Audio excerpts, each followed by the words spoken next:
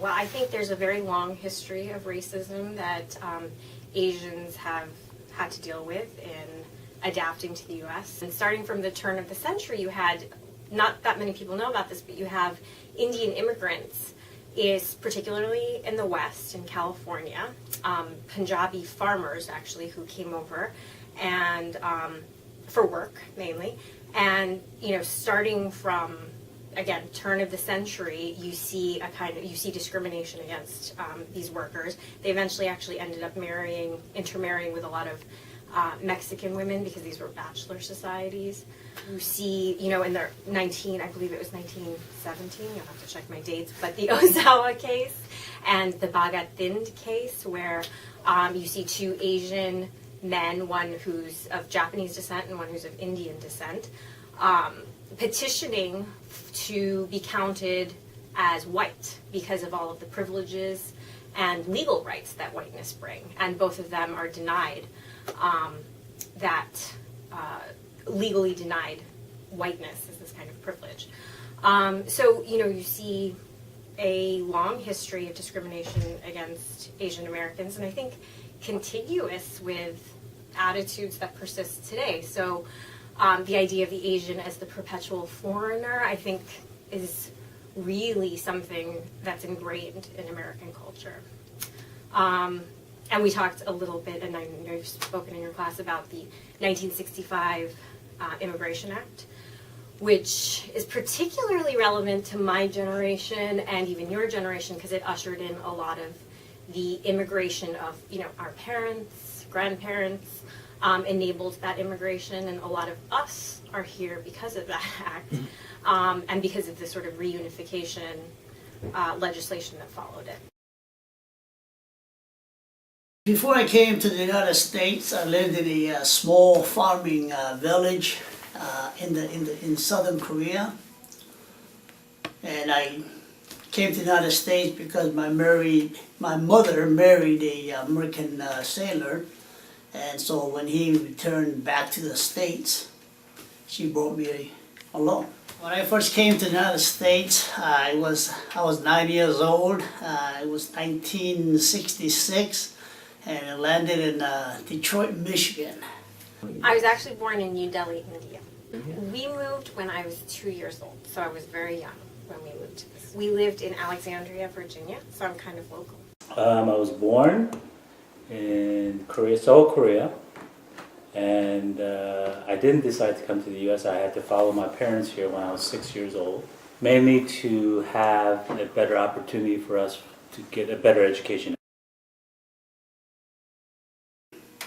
I had some paperwork, or you could say administrative difficulties, so my mother came to the States and I had to stay in Korea until the paperwork was done for I guess roughly about 6 months. So there was about a 6-month gap before I followed my mother to the States. I think my parents had a couple instances where they were kind of defrauded in terms of trying to get their visas together, and they relied on somebody that they took their money. Coming from a small farming village to a major city, it was quite a shock, and also not knowing any English, it was because initially it was somewhat difficult to communicate with especially with the kids. But being kids, I guess it was kind of difficult, but it was not as difficult as if I were an older person.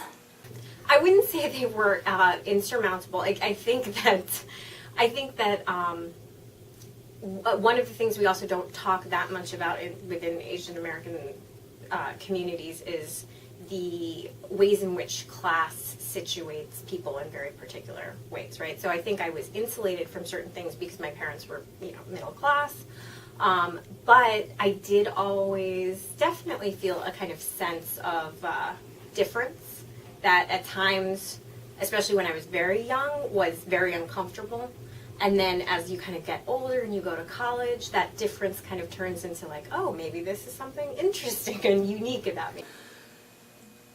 I think in that neighborhood, I was the first Asian they had ever seen.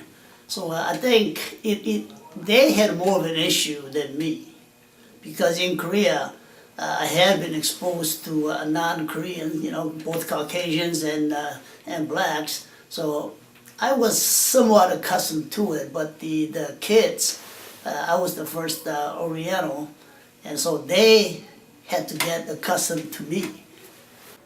Growing up, it's just being different. All my friends in school were obviously white, and I think just trying to struggle through life as being somebody so different, not just in personality, but outwardly different. And so I think that was a big struggle for my brothers and I through high school. I had to learn English real quick, and because I didn't speak no English, when I entered school, even though I was 9 years old, I began in first grade.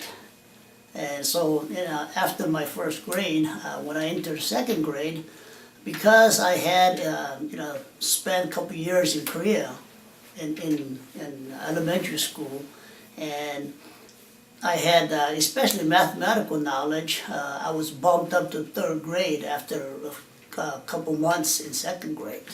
Other than that, except maybe, like I said, little communication, little cultural difference, I didn't experience any major difficulties.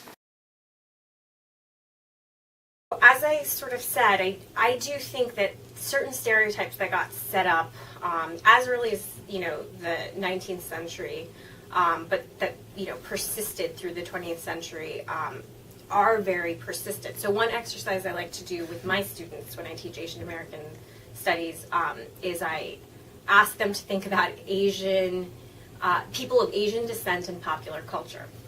And if you start thinking about actors, actresses, just the general media, a lot of the ways in which Asians are still kind of represented in film, literature, television are sort of continuous with stereotypes of the model minority, the perpetual foreigner, so these sorts of things I think are really persistent.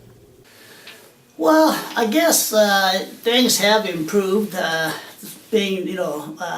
Now there are majority of the, I guess you could say, Americans. They are more knowledgeable of the world, and because of the technology, the internet, and you could say the media, and a lot of the products, especially from Korea. Korea is better known than when I first arrived, and there's still a pocket of people who can't tell the difference between Chinese, Koreans, and Japanese. But I think overall things have improved, and as long as people keep an open mind, I think things will improve.